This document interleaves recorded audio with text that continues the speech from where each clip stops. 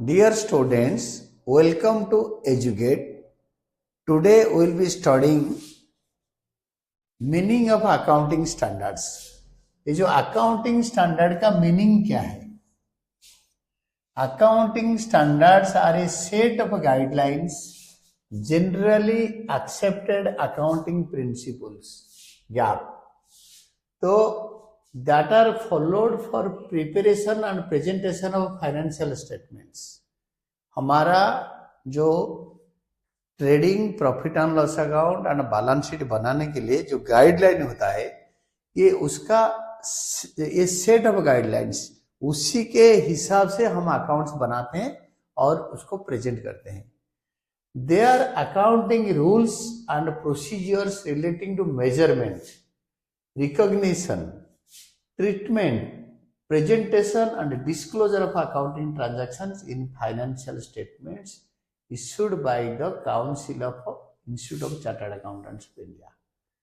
तो ICAI के guideline के हिसाब से हम फाइनेंशियल स्टेटमेंट बनाते हैं और उनके जो रूल और प्रोसीजर उन्होंने बताया है, जो गाइडलाइन इशू किया है, तो उसी हिसाब से आपके फाइनेंशियल स्टेटमेंट बनता है. ये होता है accounting standard. Nature of accounting standard. Following points highlight the nature of accounting standard. First, accounting standards are guidelines providing the framework so that credible financial statements are prepared. ये जो accounting standard जो बना हुआ है Institute of Chartered Accountants of India के through, तो इन्होंने बनाया है, उसी को गाइड करके हम फाइनेंशियल स्टेटमेंट बनाते हैं. Then the objective of setting accounting standard is to bring uniformity in accounting practices and to ensure transparency, consistency and comparability. ये अकाउंटिंग स्टैंडर्ड करता क्या है ना, it brings uniformity in accounting. हर ऑर्गेनाइजेशन एक ही टाइप का अकाउंट बनाएगा, एक ही टाइप का अकाउंटिंग प्रैक्टिस भी फॉलो करेगा और अकाउंटिंग स्टेटमेंट्स ट्रांसपेरेंट होगा, कोई गलती वलती नहीं होगा. और कंसिस्टेंसी मतलब हर टाइम हर साल एक ही मतलब मेथड फॉलो करके बनाएगा. और डेप्रिसिएशन चार्ज हो रहा है, हर साल एक ही मेथड फॉलो होगा.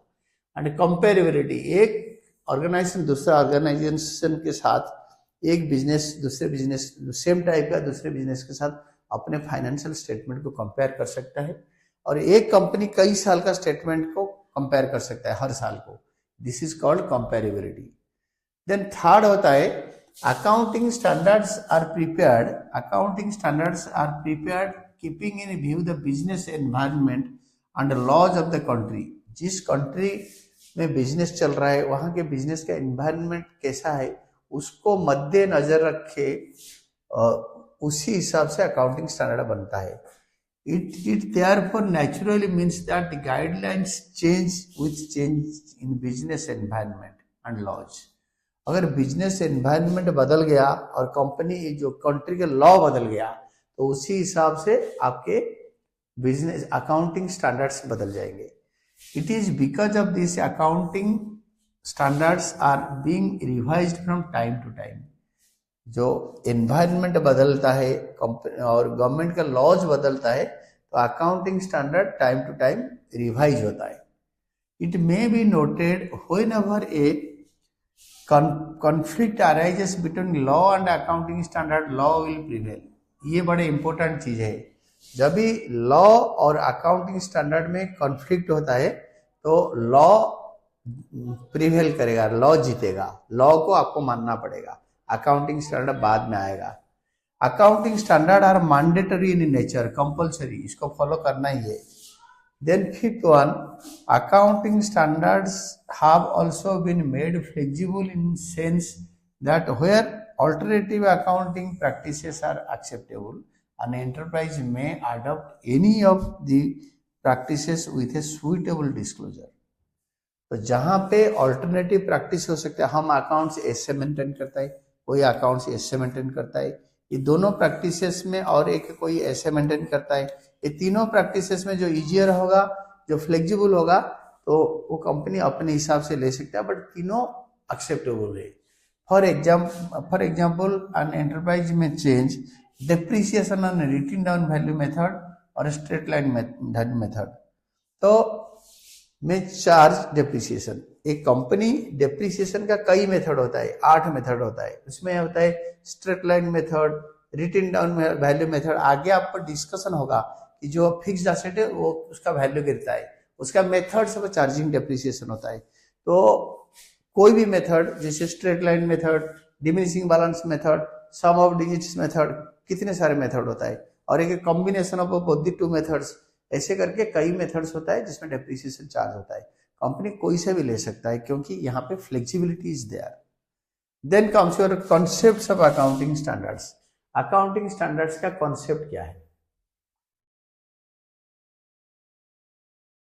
कॉन्सेप्ट्स ऑफ अकाउंटिंग स्टैंडर्ड में accounting standards prescribe the accounting rules and procedures for recognition, measurement, treatment and presentation and disclosure of accounting transactions in financial statements। ये फाइनेंशियल स्टेटमेंट से यही सब करता है, मेजरमेंट करता है, रिकॉग्नाइज करता है ट्रांजैक्शन को, मेजरमेंट करता है कितने पैसे, उसको कैसे ट्रीटमेंट करना चाहिए, ये फाइनेंशियल स्टेटमेंट में कैसे प्रेजेंट होगा और ये इंफॉर्मेशन कैसे डिस्क्लोज होगा। They are prescribed to be followed in preparing and presenting the financial statements so that the financial statements are based on common rules and principles for better understanding by users। ये जो financial statement ये common rules और better understanding के लिए बनाया जाता है और कॉमन रूल को फॉलो करके बनाया जाता है। Objectives of accounting standard, accounting standard का ऑब्जेक्टिव क्या है? तो फास्ट होता है minimize the diverse accounting policies. इसका फास्ट होता है कि जो डिफरेंट अकाउंटिंग पॉलिसी होता है इसको कम करें, बहुत सारे अकाउंटिंग पॉलिसी को फॉलो करके बना के limited number of accounting policies को फॉलो करके बनाए and practices with the aim to eliminate them to the extent possible. जो बहुत सारे डाइवर्स अकाउंटिंग पॉलिसीज होता है इसको मिनिमाइज करके 1 या 2 को फॉलो करके करें। देन अनदर ऑब्जेक्टिव होता है promote better understanding of financial statements. इसको कैसे इतना बढ़िया सिंपल बनाए कि फाइनेंशियल स्टेटमेंट्स को इजीली समझ पाए कॉमन मैन। थर्ड होता है understand significant accounting policies adopted and applied. Understand significant accounting policies, तो जो इंपॉर्टेंट अकाउंटिंग पॉलिसी होता है उसको अडॉप्ट करे और अपने अकाउंटिंग स्टेटमेंट में अप्लाई करे। Fourth one facilitating meaningful comparison of financial statements of 2 और मोर एंटिटीज। कई सारे वर्टिकल बिजनेसेस, जैसे आपके लेदर गारमेंट का बिजनेस है, मेरा भी है, उनका भी है, उनका भी है, तो ये सारे लेदर गारमेंट इंडस्ट्री के साथ और उसके कई बिजनेस के साथ अपना बिजनेस का फाइनेंशियल रिजल्ट को कंपेयर कर पाए, मीनिंगफुल कंपैरिजन कर पाए। Fifth one is enhancing reliability of financial statements. ये जो फाइनेंशियल स्टेटमेंट में जो लिखा है that is reliable, correct, believable and fair from any personal bias, ये एकदम ट्रांसपेरेंट होना चाहिए। Utility of accounting standards, accounting standard का जरूरत क्या है? अकाउंटिंग स्टैंडर्ड सर्व फॉलोइंग पर्पसेस। क्या purpose? 1 utility, I mean advantage. On accounting standards provide the norms on the basis of which financial statements should be prepared। Accounting standard जो norms बनाता है, जो guidelines बनाता है, उसी गाइडलाइन में फाइनेंशियल स्टेटमेंट प्रिपेयर होता है।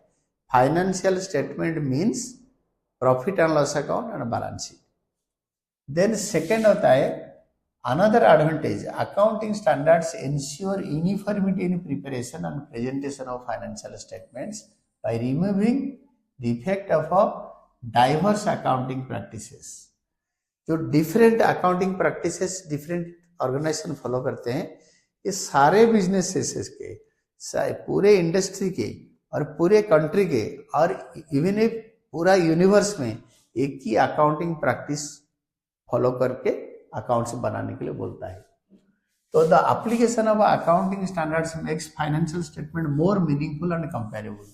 अगर हम अकाउंटिंग स्टैंडर्ड को फॉलो करेंगे तो हमारा जो फाइनेंशियल स्टेटमेंट बनेगा it will be more meaningful and better comparable.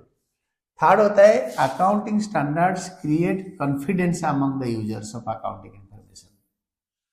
Accounting standards create confidence among the users of accounting information. Accounting standards create confidence, create करता है among the users of accounting information. Accounting information में वो अगर accounting standard कोई follow करेगा तो जो इस स्टेटमेंट को यूज करेगा उनके मन में कॉन्फिडेंस आता है कि this is correct and proper. Accounting information based on accounting standard is considered reliable by users of such information. जो इसको यूज करेगा उनके भी ट्रस्ट आता है कि ये जो अकाउंट्स प्रेजेंट किया गया this will be correct and मतलब करेक्ट एंड उसके अंदर कोई विंडो ड्रेसिंग नहीं होगा, कुछ झूठ नहीं लिखा होगा, कुछ सीक्रेट रिजर्व नहीं क्रिएट करा होगा। And the last advantage, accounting standards help auditors in auditing the accounts. They help accountants to follow uniform practices and policies. अगर अकाउंटिंग स्टैंडर्ड क्या करता है ना, जो ऑडिटर ऑडिट करेगा वो क्या ऑडिट करेगा ना, जो अकाउंटेंट ने लिखा है, तो उस अकाउंटेंट अगर यूनिफॉर्म अकाउंटिंग प्रैक्टिस करे और पॉलिसी को फॉलो करे तो ऑडिटर को उसको ऑडिट करने में इजियर होगा। ये होते हैं 4 बेनिफिट्स ऑफ अकाउंटिंग स्टैंडर्ड। इसका लिमिटेशन 2 है। What are the limitations? Limitations of accounting standard. 1. Accounting standards are man-made, hence it does not pass the verification test always. इसको इंसान ने बनाया है, अपने पर्सनल बायस होगा हर आदमी का, तो ये वेरिफिकेशन टेस्ट को हमेशा पास नहीं करता। सेकेंड होता है कि आप एक ट्रांजैक्शन को इजीली वेरीफाई नहीं कर पाओगे। सेकेंड होता है limitation, accounting standards are based on business environment and laws of the country, hence they change often to meet the change in the business environment or laws. अगर business environment में कोई change हो गया और या कुछ गवर्नमेंट ने अपने पॉलिसी चेंज कर दिया, लॉ चेंज कर दिया, उनका गवर्नमेंट चेंज हो गया, न्यू थर्ड वाले गवर्नमेंट आ गए इनका इलेक्शन के बाद, तो फिर वो लॉ चेंज हो गया, तो ये अकाउंटिंग स्टैंडर्ड को बार बार चेंज करना पड़ेगा। तो ये दोनों लिमिटेशंस होता है। और accounting standard AS are applicable on companies on which IND AS is not applicable or have not been adopted voluntarily by the company. तो AS अकाउंटिंग स्टैंडर्ड जो होता है ये कब लगता है, जहां पे IND AS जो कंपनी फॉलो नहीं करता या वॉलंटरली फॉलो नहीं करता तब लगता है। एक हमने एक प्रॉब्लम पढ़ते हैं।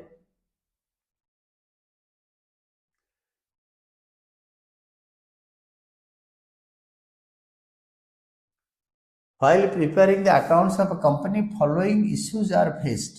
तो ये जो प्रॉब्लम है इसको देखो। ये प्रॉब्लम करने से पहले मैं आपको बताता हूँ, and you have to read the problem. एक एक करके पढ़ के हम इसको आंसर करेंगे। तो दिस इज इस क्वेश्चन को मैं आपको समझाता हूँ। While preparing the accounts of a company, following issues are faced. 1. Production manager is interested in recording good industrial relations in the accounts. ये नहीं लिख सकता, तो क्यों नहीं लिख सकता? You are required to A.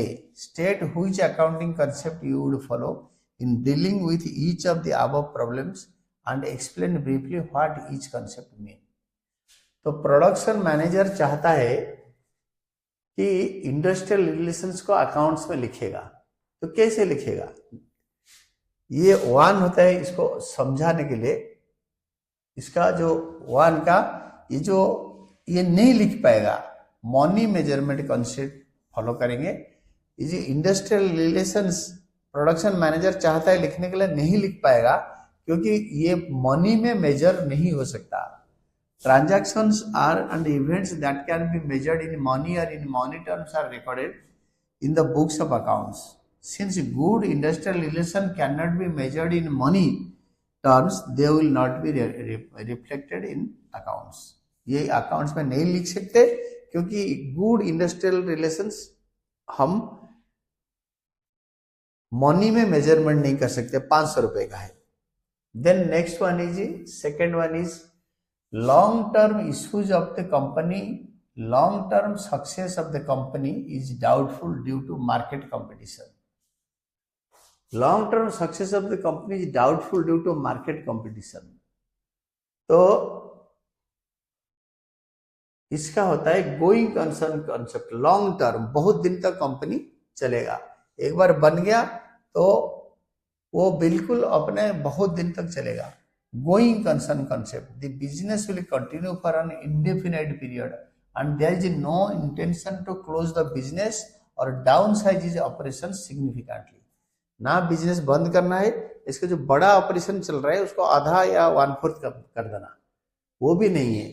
The doubt of success does not lead to inference that business will not continue for indefinite period, and also the intention that the business will be downsized significantly. तो ये business discontinue नहीं होगा, बंद नहीं होगा, और इसका जो ऑपरेशन जिस फील्ड में 5 प्रोडक्शन लाइन चला रहे हैं, कल को एक ही चलाएगा, 4 बंद कर देगा। ये माइंड में रख के कभी बिजनेस चलता नहीं। This concept is going concern concept. Then the third question is, although sales have not yet taken place, few reliable customers of the company have placed large orders from which huge profit is expected. ये कौन सा concept होगा? Company cell नहीं करा but बड़े सारे customers order place कर दिए, तो कंपनी एक्सपेक्ट कर रहे ह्यूज प्रॉफिट होगा, तो आप इसके लिए प्रोवाइड नहीं करोगे। You will not be providing for expected profit. This is realization concept.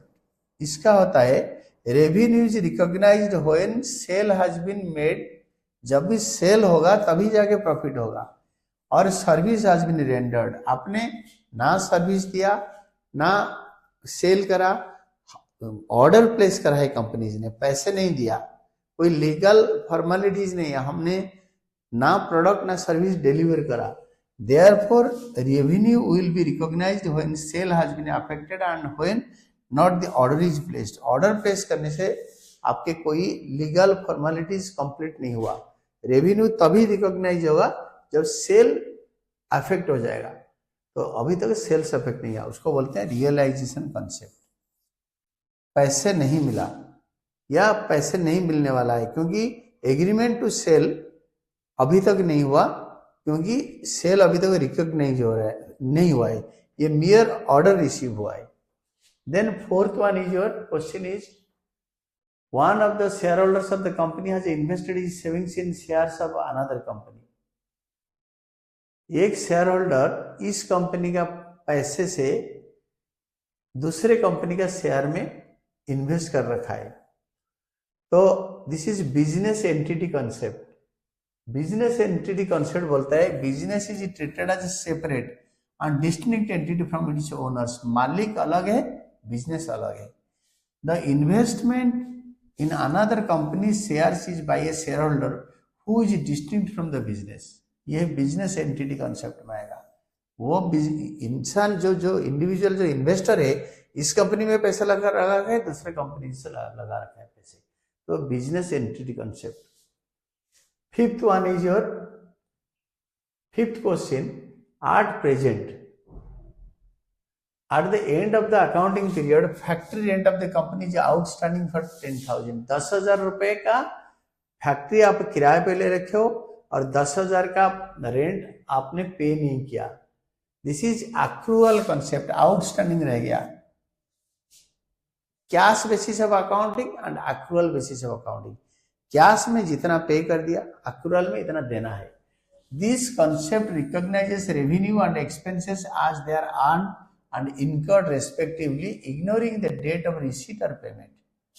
तो इसमें कब पैसे मिलेगा, हम कब पैसे पे करेंगे उसको नहीं, वो पीरियड के हिसाब से, मतलब रेवेन्यू जो पैसे आएगा और जो खर्चा करेंगे उसको रिकॉग्नाइज करता है। 10,000 हम दे नहीं पाए, बाद में देंगे या कब देंगे वो उसका पता नहीं, बट उसको इसी साल का रिकॉग्नाइज करेंगे। That will be outstanding rent.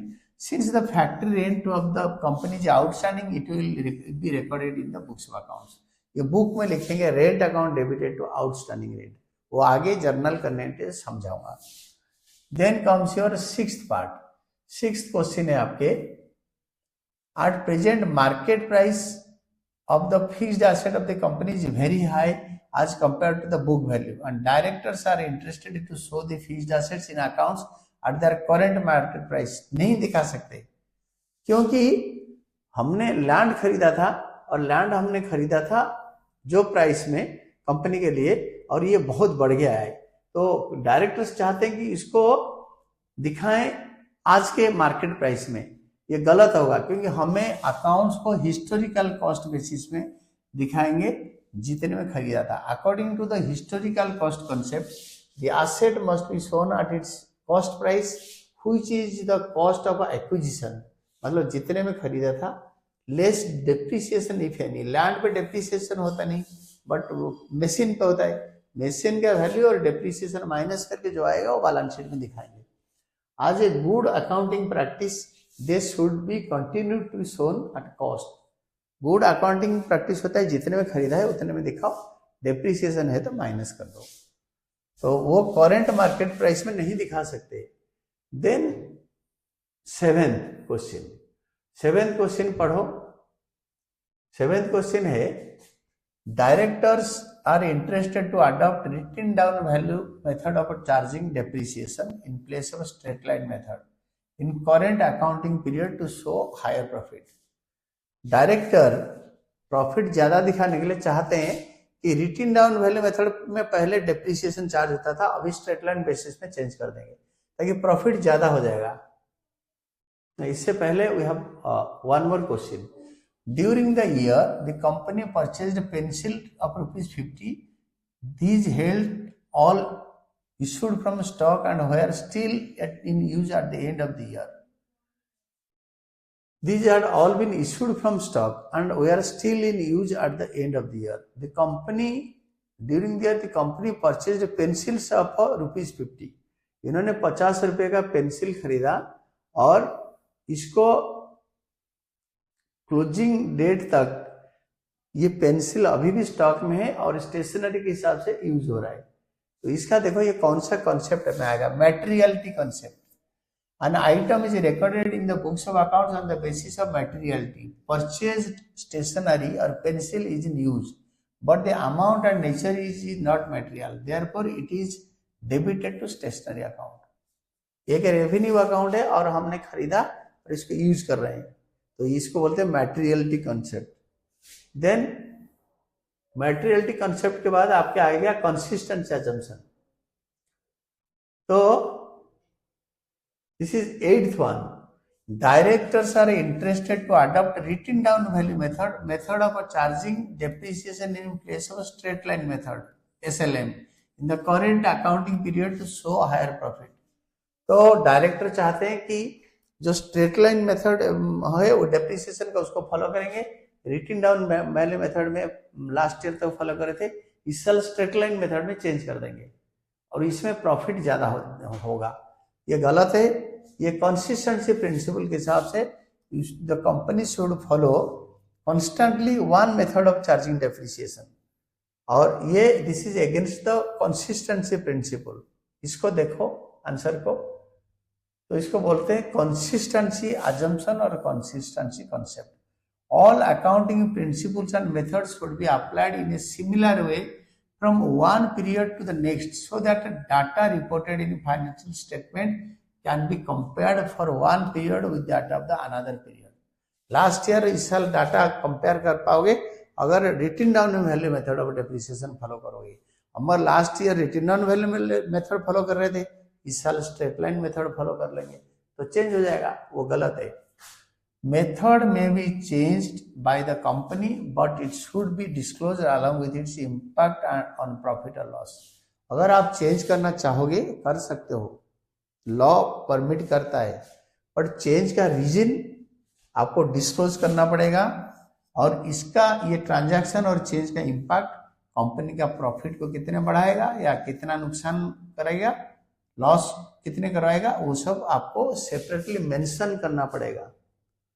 Then the last question of yours is, this is a debtor who owes an amount to the company is likely to be declared insolvent. एक आदमी जिसको आप उधार में बेचे थे, he is your debtor, वो आपको पैसे देगा, तो आपको लगा कि वो दिवालिया हो जाएगा, he will be declared insolvent. हुआ नहीं, likely to be insolvent, लग रहा है कि हो जाएगा, तो इसके लिए आप प्रोवाइड करोगे कि ये दिवालिया हो गया और वो पैसे नहीं मिलना है, वो बैड डेट हो जाएगा। इसको बोलते हैं principle of conservatism. Her future loss को आप अकाउंट फॉर करके चलोगे। This is called conservatism on conservatism convention or concept. According to this principle or concept, the concept is often stated as anticipate no profit but provide for all possible losses. This is a saying, कभी profit को आगे के लिए जो profit आने वाला है उसके ऊपर होप मत रखो, बट सारे पॉसिबल लॉस के लिए तैयार रहो, उसके लिए प्रोविजन बनाओ।